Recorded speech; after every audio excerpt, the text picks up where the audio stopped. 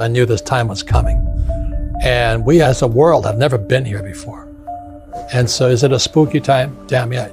It is probably the most dangerous time ever, ever, ever, ever. There's nothing to compare it to because there's never been a world economy before. For example, 100 years ago, there was a stock market crash in England. Didn't affect anybody. Now the US goes down, the world goes down. So plus with social media and all this we're doing now. And so we've never been here before. And, I'm excited about it because I make more money in crashes than I do when they go up. So, but for the average person, they'll get wiped out. I'm afraid at the worst, I hope I'm wrong, but I think we're heading for a global depression. Global depression? Yeah. What does that look like? Depression. I mean, people are depressed. The economy stays down. It's hard to come back up. And now the good news is that for those who are prepared for it, like you and things like this, you'll do better. See, not everybody dies in a plane crash. Some plane crashes.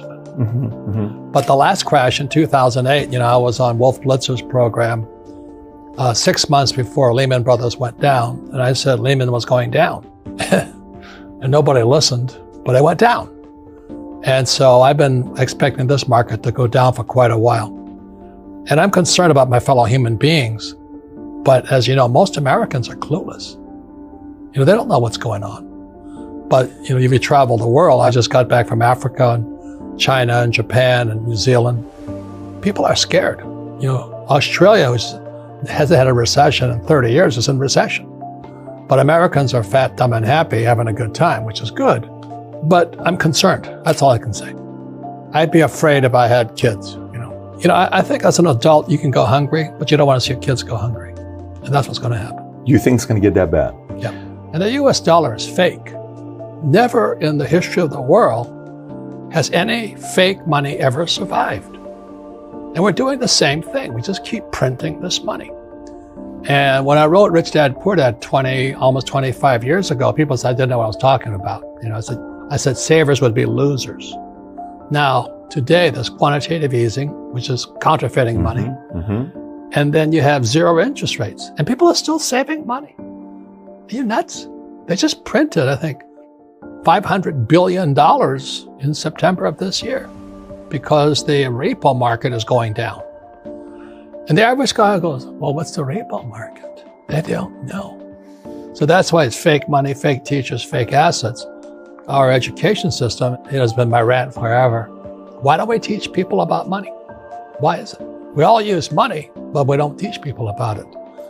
So that's why I'm concerned. And I wrote this book, Who Stole My Pension? It's already sold out. But I wrote Who Stole My Pension because it was the reason I wrote Rich Dad, Poor Dad. The two authors here, me and myself, Edward Siddell, we both had dads who lost everything.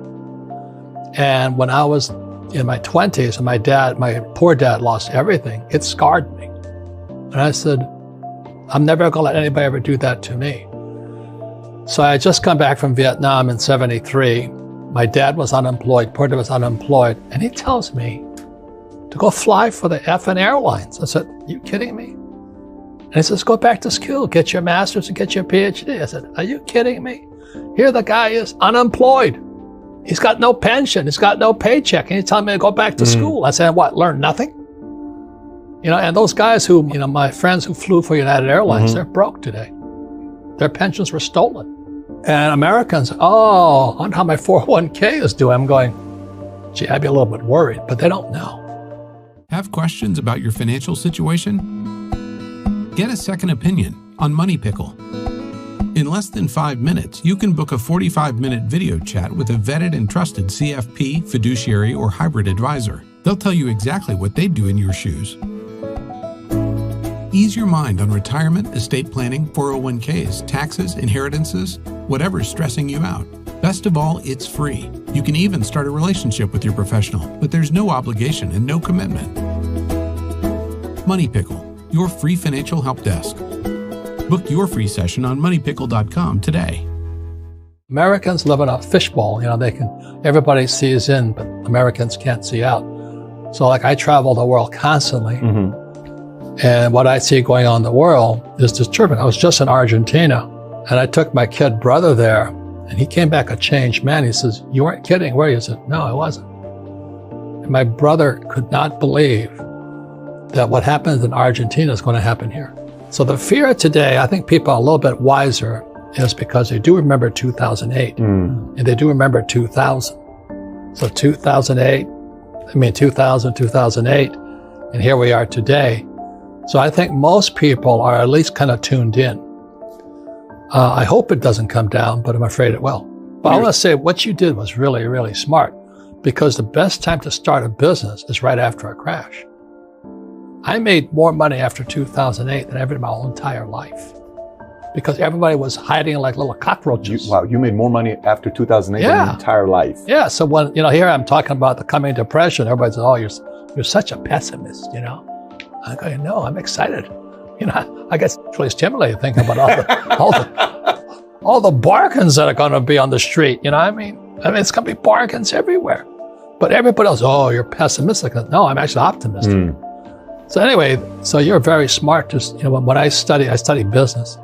Guys who start right after a crash do very well most of the time. 2008 was Wall Street.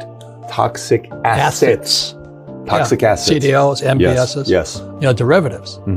And so what is it today? Wall Street just looted the pensions. So this book, Who Stole My Pension? It's like I said, my co-author is an SEC attorney. And he got sick and tired of seeing all these bankers loot the pensions and get paid bonuses. And then the labor union guys who manage the funds get paid bonuses. And the guys who manage it get paid bonus. Meanwhile, the workers get screwed. So when this next crash comes, it's going to be horrible. Now you look at the other guys. So there's two authors. Ted Siddell, SEC attorney.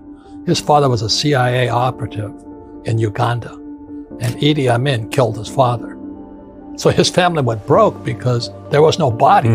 He couldn't collect anything because no body, corpse. Whereas my father ran for political office against the governor of Hawaii, and he got crushed. And the governor says, you're no job, no paycheck, no pension. So my old man's broke. So it kind of put us on edge. You know what I mean? I don't trust my government. I'm not a Republican or Democrat. I like Trump, but they can't save me. Trump, Biden, Sanders. I mean, it's a cast of characters, right? You got the Donald on one side, and then you got Comrade Sanders, a commie. It's a reality TV show up there. You're counting on the government to take care of you? I mean, wake up. So you don't at all look at it as they have an effect over your net worth or your next moves? No. So you're... That's good. You want to make sure that no matter who's in office or if it crashes, you're okay. That's the most important thing you can do. You don't pivot based on presidents? No, of course not. They don't affect me at all. You don't pivot based on presidents? No, I'm not a stock guy, that's why. Okay. So I'm a real estate guy. I own businesses. So the Rich Dad Company does better in a crash. And apartment houses, they always do well because people have to have someplace to live. And I own oil wells because people are always burning oil. I always protect my assets that they're crash proof. So let me ask you, the average person's watching this right now saying, okay, Robert, I'm not like you. I don't run a company. I don't have a brand. I haven't sold 41 million copies. I don't have oil. I don't have rental properties. What can I do? I'm in a time like this. You're telling me the market's going to go in shambles here pretty soon because of currency. And we printed $500 billion of money in September, just in 1 month, not including the $3 trillion we printed in the last 7 years prior to that. What do I do to be prepared for a time like this? Well, first of all, everybody can do something, but they won't. And that's the problem. The reason, who stole my pension, there was plenty of money in it, but nobody did anything. They just stole it. And people did nothing. It's like I said, when the crash came in 2008, not one of those guys went to jail. They got paid bonuses. So there's something rotten inside America. And I think the problem with many Americans is they're complacent. They expect, well, it'll heal itself again. So the thing that everybody can do is, my first investment was a gold coin in Hong Kong. I bought a Krugerrand. I was flying off an aircraft carrier in Vietnam. And I went to Hong Kong and I bought a gold Krugerrand.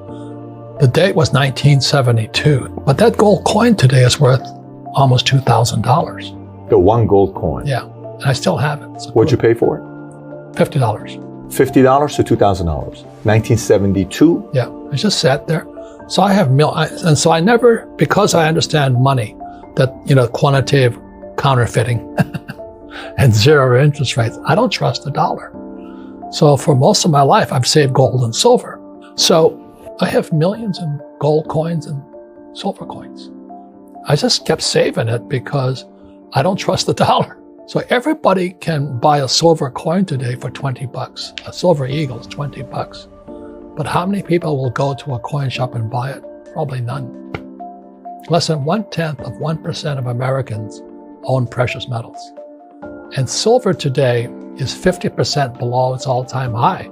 So silver is the biggest bargain sitting in the market as we speak today. It's about $20. It should go to 50. So at $20, and I tell my friends, I go, think about it. That's the problem. So everybody can afford $20. Kids can afford $20. The thing is, people won't do it. And you know that too when you deal with people. Most people are pretty sedentary. They want to do the same old thing. Sure. I'm happy. Nothing's going to happen. Oh, you're just trying to scare me. But I was talking to my doctor last night. He says, you've been saying this stuff for 25 years. I never listened to you. He says, now what do I do? Because his 401k, as we cover in this book here, the average firefighter has about 1.2 million in pension, but there's nothing there. What do you mean? Their payout's going to be about 1.2 million. The average firefighter retiree has a $1.2 million pension payout. Yeah, that's how much they'll get paid out. Okay. But there's nothing there as a problem. Meaning what? Meaning they don't have the money to pay the benefits? It was stolen. It was stolen by Wall Street. So how is that going to be fulfilled? We wrote this book. How is that going to be fulfilled?